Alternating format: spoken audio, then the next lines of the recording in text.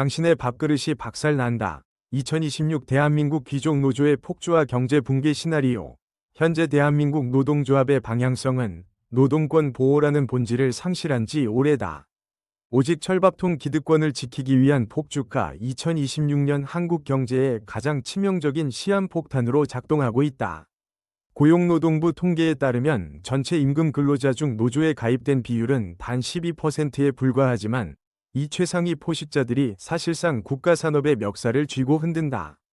단순한 파업 뉴스로 치부할 때가 아니다. 22%의 집단 이기주의가 당신의 임금 인상분을 갉아먹고 자녀의 취업문을 박살내고 있다.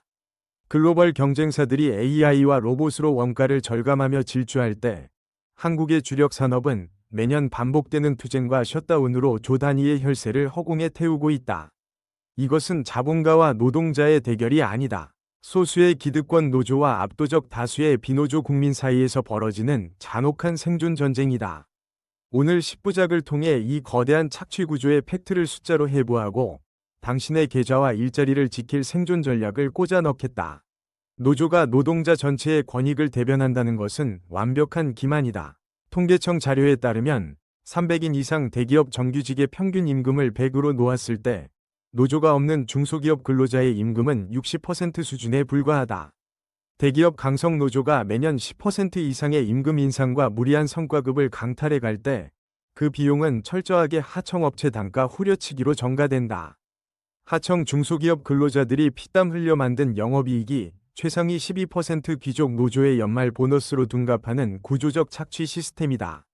상생을 외치면서도 하청업체 직원들의 직고용이나 임금 태입을 통합에는 결사반대하는 이중성이야말로 한국 노조의 객관적 민낯이다.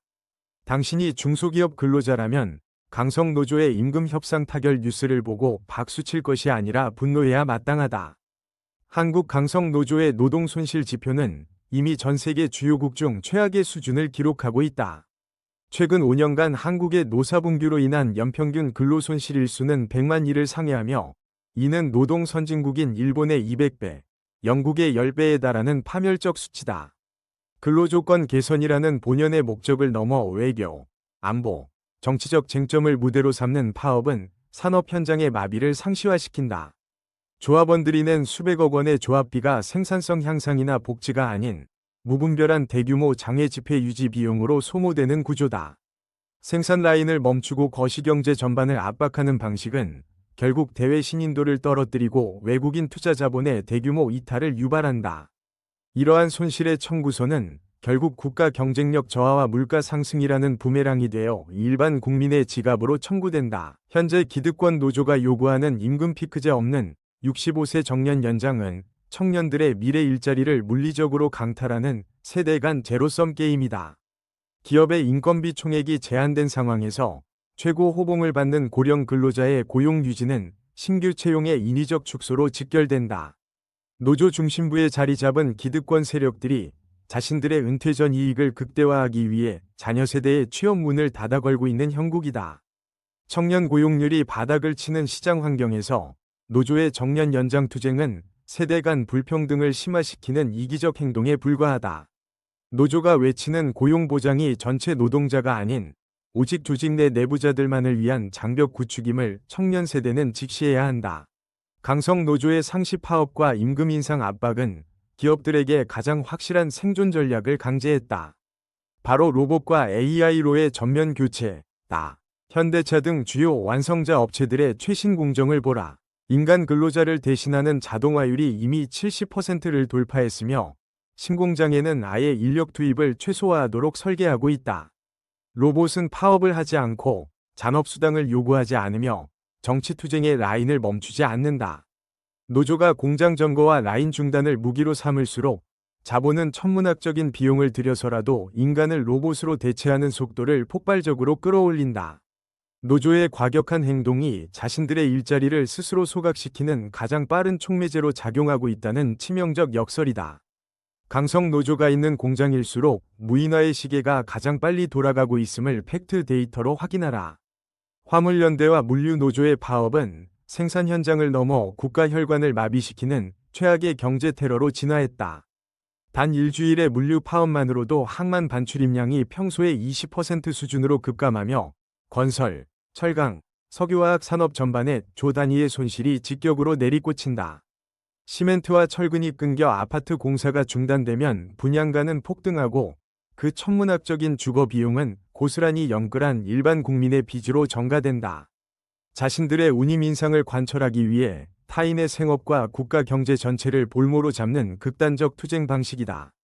파업으로 인한 공급망 붕괴가 소비재 가격을 끌어올려 어떻게 당신의 생활비를 파괴하고 있는지 인플레이션 지표로 정확히 계산하라.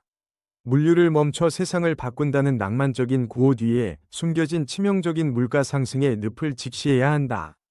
글로벌 자본의 눈에 비친 한국은 최악의 노동 경직성을 가진 갈라파고스다.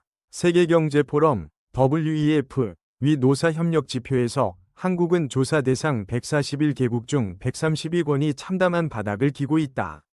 과도한 해고 제한, 대체 근로 전면 금지, 사업장 점거 허용 등 노조에만 유리하게 기울어진 법적 기울운동장 속에서 어떤 외국 기업이 한국에 공장을 짓겠는가?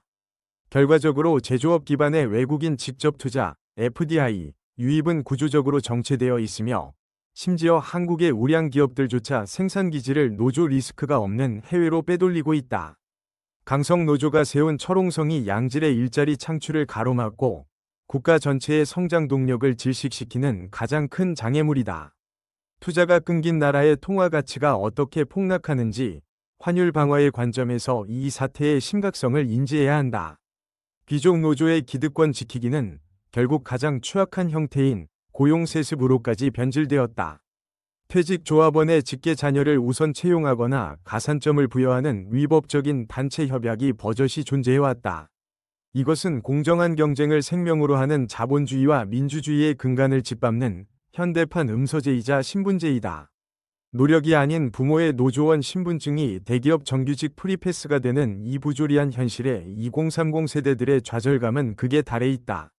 노조가 외치는 평등과 정의가 철저히 자신들의 핏줄에게만 적용되는 닫힌 리그의 논리임을 명확히 규탄해야 한다. 노동계 내부에 뿌리내린 이 부패의 사슬을 끊어내지 못한다면 한국 사회의 역동성은 완전히 소멸할 것이다.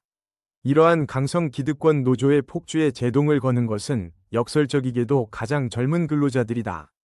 최근 대기업과 IT 업계를 중심으로 기존 양대 노총, 민주노총, 한국노총, 위 정치투쟁을 거부하고 탈퇴하는 이른바 MZ 노조의 설립과 독립이 도미노처럼 번지고 있다.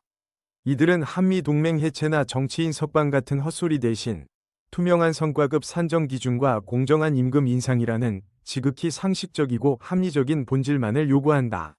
명분 없는 투쟁을 위해 연차를 쓰고 아스팔트에 앉기를 거부하는 실용주의 세대의 반란이다. 이 젊은 세대의 이탈은 낡은 투쟁 방식을 고수하는 거대 노조의 붕괴를 알리는 가장 확실한 신호탄이자 유일한 희망이다. 노동운동의 패러다임이 이데올로기에서 실리로 완전히 전환되는 거대한 세대 교체의 현장을 주목하라. 마지막으로 가장 차가운 재무 데이터를 공개한다. 한국 경제의 기둥인 완성차와 철강 대기업의 임금 구조를 뜯어보면 왜 이들이 폭주하는지 답이 나온다.